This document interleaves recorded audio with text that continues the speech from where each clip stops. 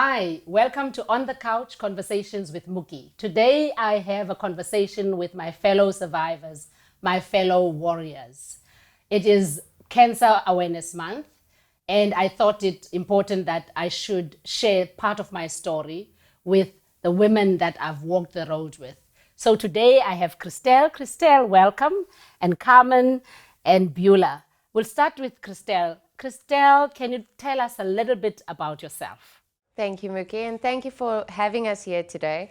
I don't think 5 years ago in my life I ever thought that I'd be sitting on a couch with such an amazing woman that's gone through the same type of journey as what I have. I'm a mother of a 5-year-old boy, a wife, of course. Mother of a 5-year-old boy, a wife. I'm a career woman. And survivor and a warrior for going on 5 years. Going on 5 years. Carmen? Also a mom of two, a very busy 3-year-old and a nearly 7-year-old. Also married and also a career woman, and definitely very privileged to have walked the road I've walked and met amazing women like. Wow, thank you. Beulah? Thanks for having me, and thanks for having us all here. Well, I am Beulah Yearwood. I'm married 2 years, but I have a daughter, and I'm a grandmother of twins who's turning 3 next month, and I would love to go see them in Johannesburg. I was diagnosed in 2016, came as a shock, but here I am. I've met incredible people.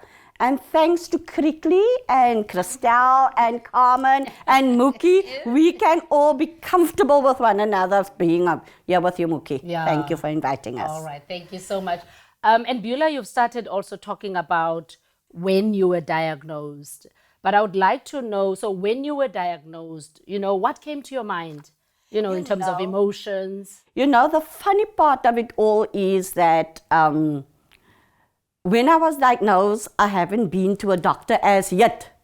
I came home from school, I'm an educator, very tired, and undressed myself, and I said, I'm going to go sleep for this afternoon. But as females, we like to touch ourselves, and I felt something. And I went to the lady at the back, and I said, just feel here.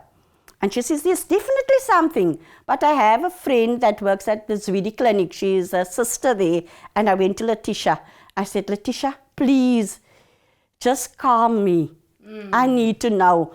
And her words were, nie uit, nie af. I haven't been to a doctor yet. I knew. Wow. And that is how I found out. Carmen, I can see you shaking your head, trying very hard to hold yourself. How did you find out? One day in the shower, I was newly pregnant, similar to Christel's story, and found a lump in the shower and hesitated. We've got a very, very strong family history. And I decided I wouldn't actually tell anybody. I would just go and get through it. I wasn't quite as brave. And we went, so I carried on and I took the last Friday appointment, and the doctor said to me, it's probably not because you're pregnant and strange things happen in your body, but let's send you, which they did. And after scans and stuff, and a couple of weeks later, I was diagnosed with breast cancer 2018.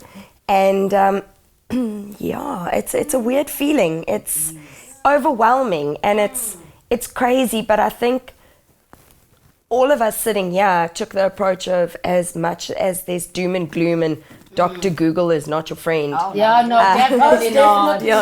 Especially, no. And especially with going home and Googling triple negative breast cancer, and Beulah will vouch for me on this one, you're going to die according to Google.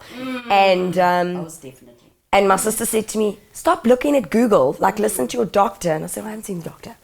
But it's this doom and gloom, but you've got to pick yourself up and be positive and just embrace it. And I think, if nothing else, that's what I know all 4 of us have done. And I think that is what connects us so very well, is you can choose to lie down and whittle into nothing, or you can see it as a learning curve for the greater whoever, or to educate other people. You can see it as this is going to show me what's important in my life. You can see it as I want to inspire someone. So as much as it was horrible, that first day I cried myself to sleep. My husband was out of town. It was me and a 3-year-old. And the next morning I got up and I carried on, because you have to. Some people don't do that. And I think that that is the crux of any cancer treatment. You've got to fight it with everything you've got. Christel, when were you diagnosed and what happened? I was diagnosed May of 2016. I was 30 weeks pregnant. So my little boy of 5 is actually a story of blessing. He is our blessing. So we tried to fall pregnant for 2 years. Eventually, in a month where we did not have any treatment done, we fell pregnant. And that's why I say he's our miracle baby.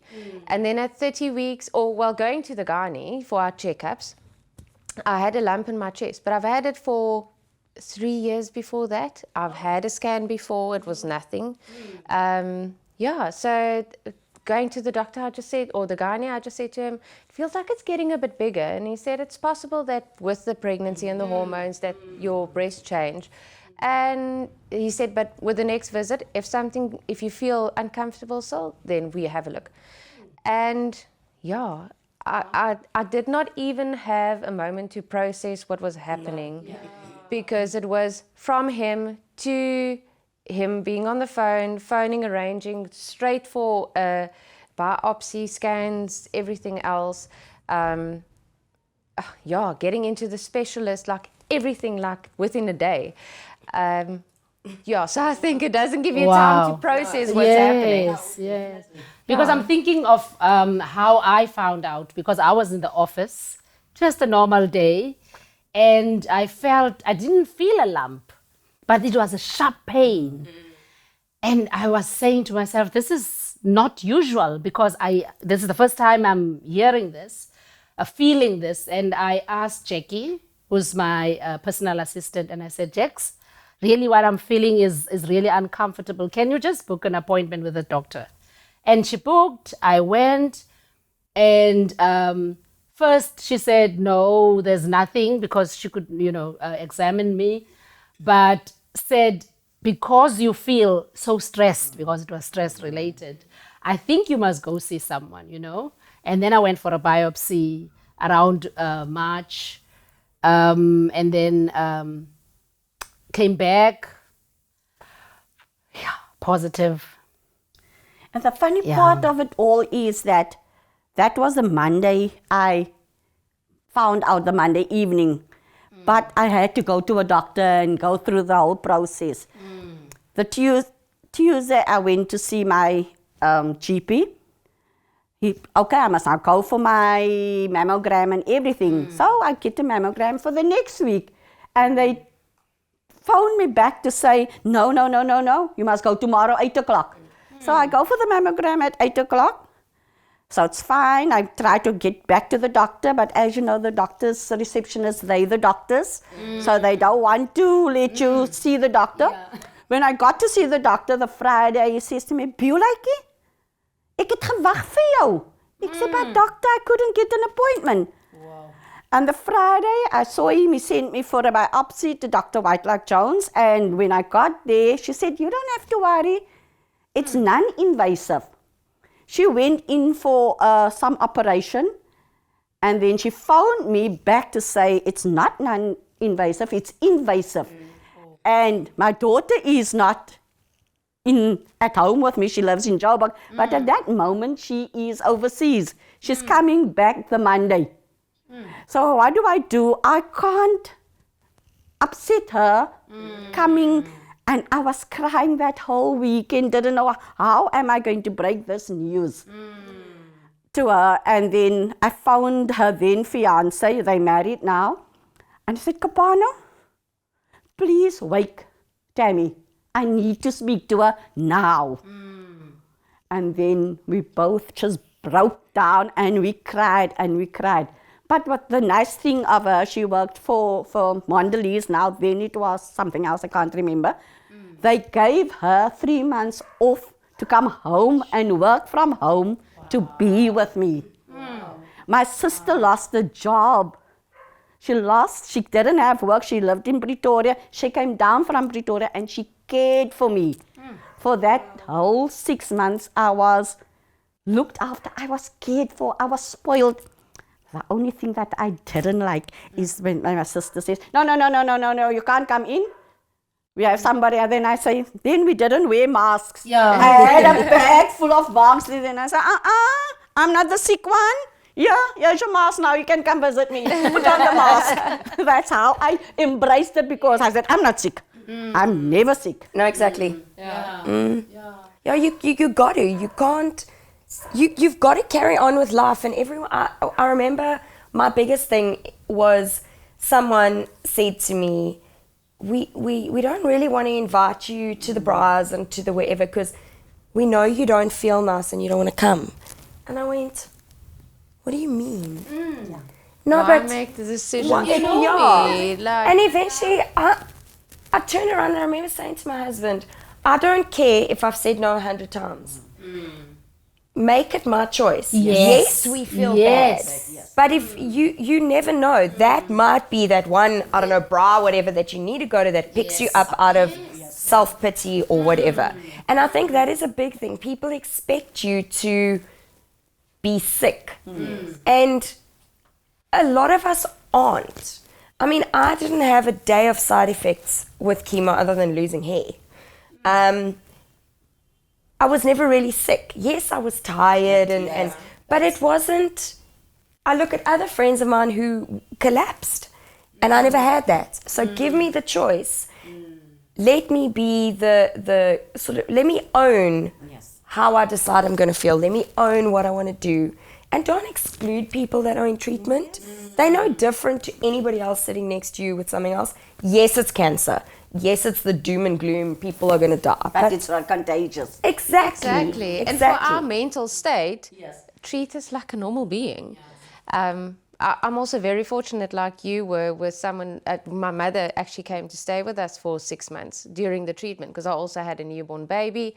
My husband, obviously working, and hats off to him. He never finished matric, and during that time, I said to him, "You are going to complete it." He wrote his matric through that time while I was going through treatment, and he passed with flying colours. So proud of him. But yeah, I think one, treat a person like you normal for our mental state, for us not to go off our trolley. And I think the support we get from our people is so Absolutely. And I want to talk Carries us about through. the support because, like you, my husband was there. He lost weight after the whole treatment because he had to run around with the kids, make sure everything is happening. So, and Beulah, you're talking about your sister and your daughter coming in. Carmen, what kind of support did you have? I had amazing support. I have the most phenomenal family, my personal family, and I had amazing friends. So I had friends and work colleagues at the time who most of our meals were covered for the full sort of treatment time, from surgery right through to the end. And my mom and my sister were my sort of backbone. My dad was always there. My dad is always my go-to person. But my sister and my mom had to be mom to my daughter. I still had 7 treatments left when my daughter was born. The rest I went through with her. I did not have the capability at that point of anything. And mine and Christel's stories are a little different there, as much as, yes, we were both pregnant, both. I struggled to bond with my daughter. I think you were a little better with bonding with your son. But I really did, because I hadn't been through scans. I didn't know how far it had spread, because you can't have those when you're pregnant. And it was such a mind game. And I had to be so careful with my son, who was 3, that it was very overwhelming. And so my sister and my mom raised my daughter for the first 6 months, which sounds terrible. as much as she was with me, I would take her to Granny and her aunt. I mean, she calls my mom and my sister mommy 1, mommy 2, mommy 3. It's kind of like, cool. But it was amazing. I think if it wasn't for my mom and my sister, I don't know how well my daughter would have coped. And you're not so much worried about you in that situation as your child, because your child needs that nurturing, they need the love, they need the care. You're not necessarily capable of giving it. Christel's mom, yes, was there, and there were possibly times, I think, where you couldn't. And your mom takes over. And I think both of us are very blessed to have our moms still, because you also want your mom in your space. Yes, there's other people around you that can be a mom, but you want your mother. And if it hadn't been my mother, it would have been my sister, and then my poor father. But my dad couldn't be mom. And so I think that's another thing where we as women and breast cancer, we draw our strength from other women.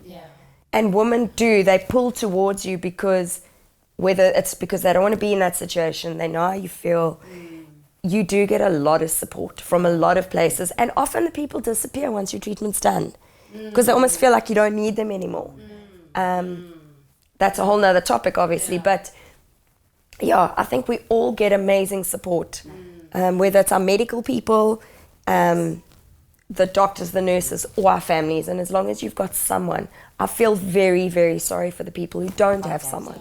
Because they are. And you do need support. Absolutely. You do need, especially, when you work, your employment needs to understand, or your employer needs to understand the kind of trauma that you are going through, and the support that they give you is very important. And friends are also important, because myself, my husband was there, but there are women things that I want to talk to my best friend, Nolutando and Nokanyo, and those are the ones who really understood what I was going through. So that kind of support is important. But I listened to you, Carmen, talking about only having your hair falling and not being so much in pain, because my story is different, and I want to listen to you, because I was weak. Yes, I was really weak. There were times when I couldn't pick up my washing rag, Vaslap, to wash myself. And there were times when I was nauseous, but I never, threw up at one point, nothing. But I was so weak. My nails felt like they were going to fall off. I had my bones, because at times I didn't have enough, what is it? That you don't have enough bone marrow or whatever. Then I had to get for the next treatment. Yes. Remember, because you take your blood and everything. So at one point I had to take all of these injections, this special injection. The Nepogen. Is it the Nepogen? Yes. The Nepogen. See, I don't know this name. And these ladies know all of the names. You like medical doctors now. No, you qualify medical doctors. You feel like a medical doctor by the end of it, because you hear things you've never heard before, and then people ask you and you have no idea, and then you got to go back and recheck. You learn things you never thought you'd know. You wanted to say? No, I wanted to say that I also had no side effects or anything. And a friend from Johannesburg came down just for a weekend, just to give my sister and daughter a break. And when she left, she sent me a message to say, "Do you really know how sick you are? Because I don't think you know." I said, "But I'm not sick, because I only lost my hair." And like you said, with the Nepogen, that's the only time I had a side effect, is when I had my first Nepogen, and I had shivers. I had shivers for that first time, and I had no idea. But it didn't last long. Only lasts for a few minutes, and then it's over. But to you, it feels like eternity. It's eternity. What is Nepogen? Nepogen is... Yes. Figuring it out now. Okay, Nepogen is an injection that they give in your stomach. To boost your white blood cells. Okay, I never had so that. you don't get sick. You see, I didn't even have that. You didn't, you see? No, but so if when you went to have your blood drawn before you got the red chemo. No, my blood's never dropped levels. So I never knew that either. You know how I found out? Because they never put me on that. I landed up in hospital. My daughter got married in 2016. So it's a bridal shower, and I go out to look for clothing. And okay, then that's a Wednesday. The Wednesday evening I was in hospital. What happened? I fainted somewhere. Wow. Okay, send her for test. Oh, your white blood cells dropped. Okay. Just And that's how you overexerted figure a it little out. bit. I was out for the day. And then that's how I got to get the Nepogen. Then my cousin, she was amazing. She's a nursing sister at Provincial, working for the children in the cancer ward for the kids. But she would give me advice and ask the doctors and ask this. And then she told me, your doctors were supposed to put you on Nepogen way back already. But you see, all our stories are different. Different, exactly. Where exactly. you've had, did you? But you had Nepogen from the beginning. Yeah, and only when my white blood cells were not. dropped. Yeah. So I got it, I think, 4 times. And at one point where I can remember, it's when my colleague and friend passed on, Lungile Pepeta. And I had to be strong. You know, I was devastated because we were really close. He was the dean of the Faculty of Health Sciences.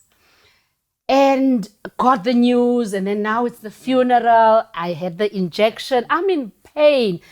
And you know how the physical, the emotional pain, Manifests. manifests physically.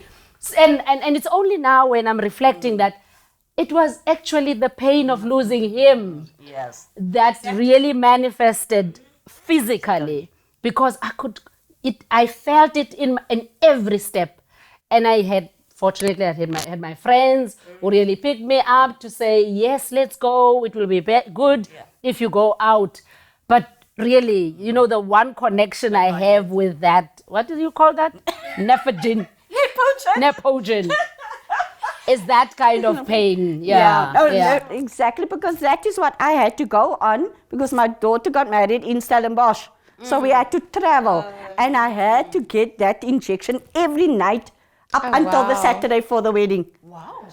Just so that I can be amongst people comfortably. To have your system boosted. Exactly. Wow. Christel, how was your chemo treatment? Did we all lost our hair, we know that. We all did. So I took on wearing bigger earrings. So I went instead of going shopping for clothing that often did not fit, because then you're bigger, then you're smaller, then you swell up because of cortisone Yes, like now. whatever the case may be. I said, I'm not going to wear a wig. No, you didn't wear a wig. I did not wear a wig. I did not too. Yeah. And I wore big earrings, and I said, well, let the attention be on the earrings and not the head. So the tiredness was definitely there. And I have to say, when you ask for the photos, the while treatment and after, I had to figure out where Google Cloud is up in the sky, and because I know all my photos backed up. And actually going through, and it relates to what you said, going through those photos, trying to find that photo where I went through treatment, I realized how sick I looked. Yeah. And to me, I did not look sick. So it was actually emotional. Yeah, you don't feel it. You really, until you see it. Exactly. So I think that I think the power of God takes you through it, because I don't think at any normal point a person's body can handle it. But I think with all the support, my husband, my mom, my sisters, my brother, I've got 5 sister-in-laws. They were all everyone was there to support. And I think through that, you kind of distracted from your pain. And mommy helping feeding baby at night also helps for you to get rest. Sleep a bit. So and then the nails, that was something that was really, till today, my nail beds hurt. My husband will always say, scratch my back, and I'm like, it's sore.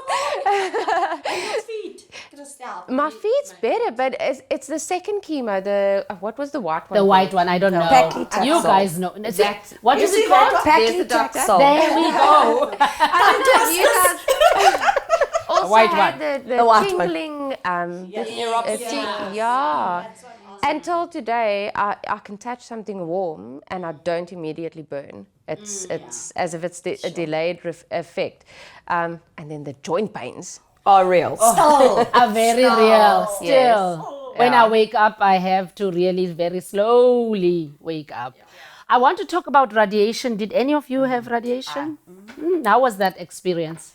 I will never go in a butchery again. Why? That radiation machine, but the radiation machine sounds like the butchery's cutting, what is it? That thing. The meat thing. Yeah, that is what that radiation, and I can't.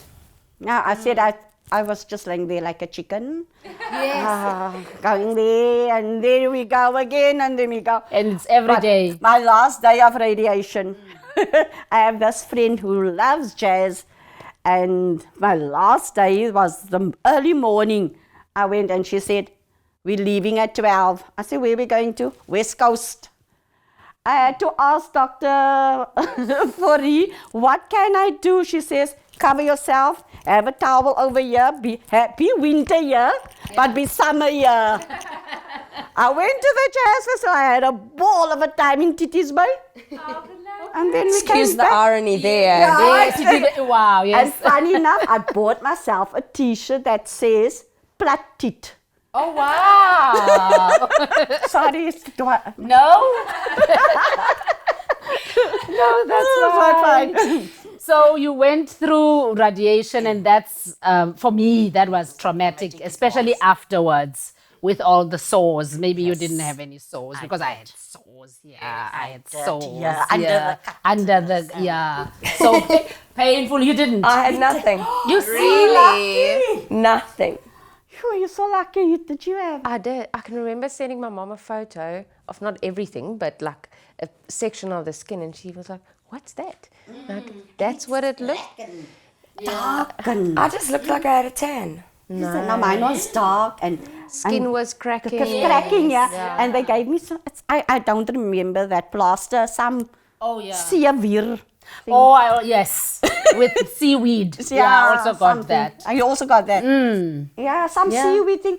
And then I pulled it off and I said, Makura Chrome, hello baby, I'll have an orange body. No, but Maizena, I learned from someone overseas, cornstarch, and it was in a spice bottle, and that was everywhere all the time. Oh, but maybe nothing. That's why. Maybe that's Maybe, why.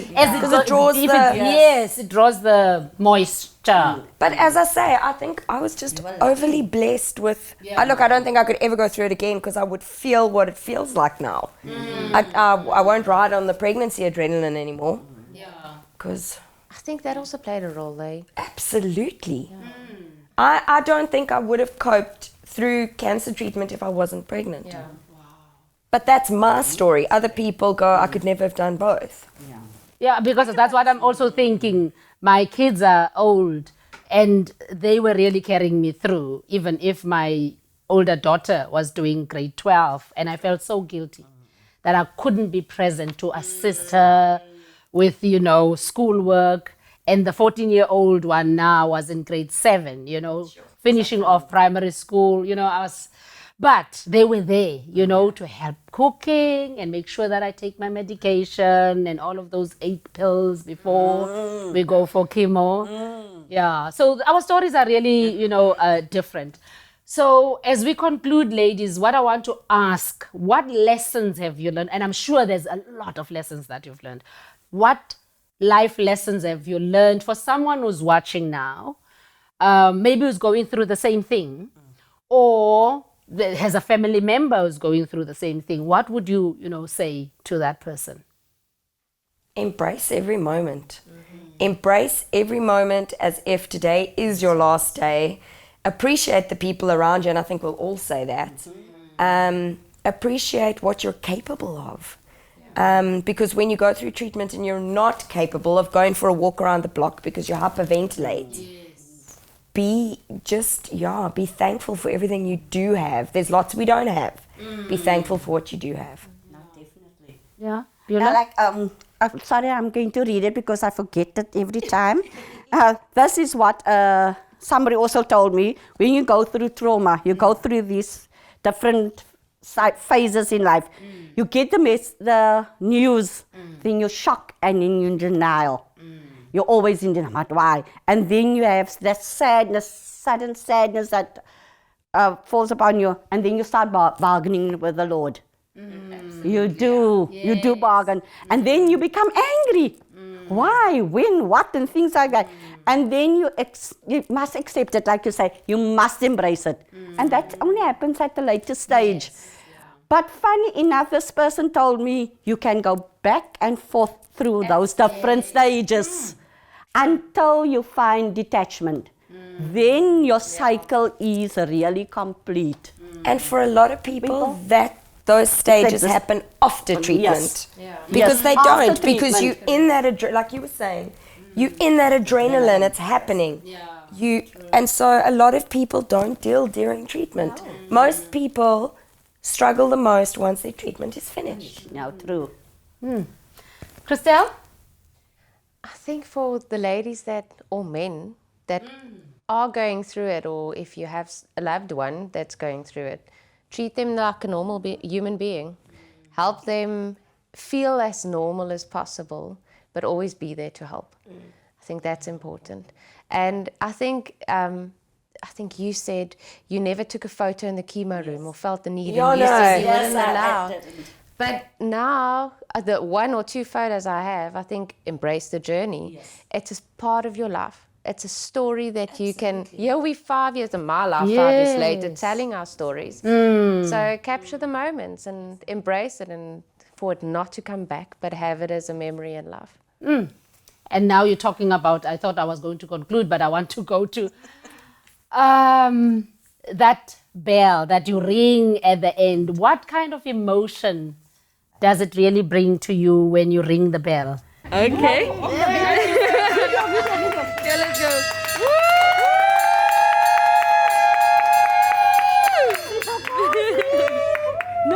You know, for me it was very sad.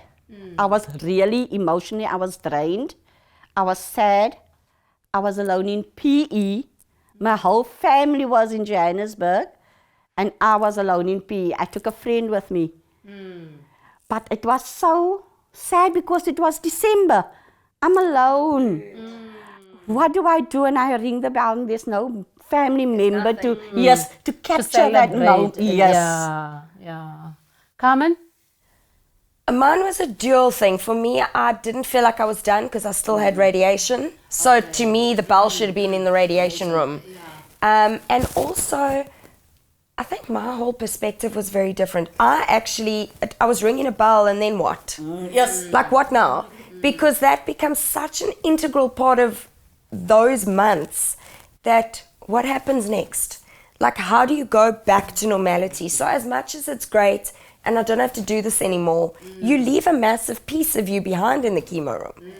And so then it's, why am I upset? So it's a very weird feeling. It's not necessarily the happy, oh, I'm done, let's move on. Definitely not. It's definitely not that. I thought I was alone. It was you're supposed to celebrate, but like Carmen, I also still had my operation, my lumpectomy ahead. Because I was pregnant, I couldn't have the operation or the radiation, so that was still ahead. But it was also half like I don't want to say sad moment, but I'm going to miss this place. Because you got to know so many and awesome your friends are there. Yes. Yeah. For 6 months of your life, you had to adapt and you got to know all these amazing people. And now it's gone. But it's not. I just have to correct you. You can have surgery when you're pregnant. Oh, you had it. Yeah. Yes, I did. Every year, stuff changes. Every year, what wasn't allowed a year ago is now allowed. A few months ago, even Medication sometimes. and medicine is miraculous these days with how quickly it advances. So those people who get diagnosed now have a lot more chance than those of us who got diagnosed a few years ago. Well, sorry to say, I'm on that journey again. Yes, Beulah. Do you want to tell us a little bit about that? But you've got your hair this time. No, my hair it started Did it? growing. Yes, I was bald. Yeah, I saw some pictures of you. Yes. Yeah. No, What's it like doing it the second time? no, I think it's much more draining because you actually know that road that you've walked. It's like, do I really have to do this again? No, must I really do it again? Really, and it was man, I can't even put it into words what I felt, because how I discovered this time was that I had a blue mark on my breast, and I went, no, it's nothing. Went again, just watch it, it's nothing. It stays nothing. And then I got a pip. And I went and they tell me, that thing, I done a squat. Oh, well, thanks. Yes, thanks. And that is okay, it's squat, so back again to White Blood Jones. I must remove it, but don't worry, it is a sebaceous cyst. It's a okay. It turns out to be angiosarcoma. And angiosarcoma is one of the rarest forms of cancer that you can get. So 99% of people Go undiagnosed. Yes, and they don't know about it. The doctors, Dr. Skuman said to me, "You're my first patient that I'm treating with this." Wow. So now what? The pathologist is springing in the lug here because, I got this because it's new. Okay. It's fun being those cases, eh? Yeah. So you're a very special lady. Yes. aren't you? Okay, Yes. I'll tell you that later on. So now I must now go back. It's being removed, and now I must go back for scans. And then the cancer came back in the inside of my skin. It came back, and I said, not out. Off, completely off. I don't want anything. I do not want anything that's going to remind me again of that. But I call myself the Lord's blue-eyed girl. Yeah, because I've been through a lot. I must say that is my biggest fear, is walking back into that room again. And You know. like, hey that guys, thing I'm makes- back, what now? And it makes you paranoid because every time I feel something, last night I was sitting watching TV. And I don't usually wear a bra because, of how it makes me feel. But I was wearing a bra for the whole day yesterday. And I felt something as I was relaxing. I'm like, please come feel Tusu, Eric, feel.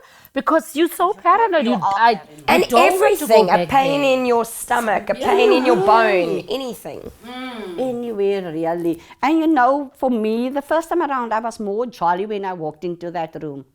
Now I would go there and get my treatment and be quiet. And then Lydia would say, "Hi, Beulah, she's so still." But I'm quiet. I walked in, yes, I don't want to be there. The first time it's connecting with people, now it's like, I don't really want to connect, I've done this. So, ladies, it was wonderful talking to you. I'm so thankful and grateful that you've shared your stories with me. And I'm sure that someone out there is going to pick something out from this conversation. So I want to say thank you for your time. Just one word as we close from you. What do you want to say to someone who's watching? Just one word. Believe. Believe. Carmen? Come back to me. Come back to you. Beulah? I'm trying to think as well. Take my one. Yeah, be bold. Be bold. Embrace. Embrace. Whatever in life, embrace it. You're given it in your path for a reason. Yeah, for a Whatever reason. it might be. Wow. There you go. There you have it. Believe, embrace it. And what did you say, Beulah? Bold. Be bold.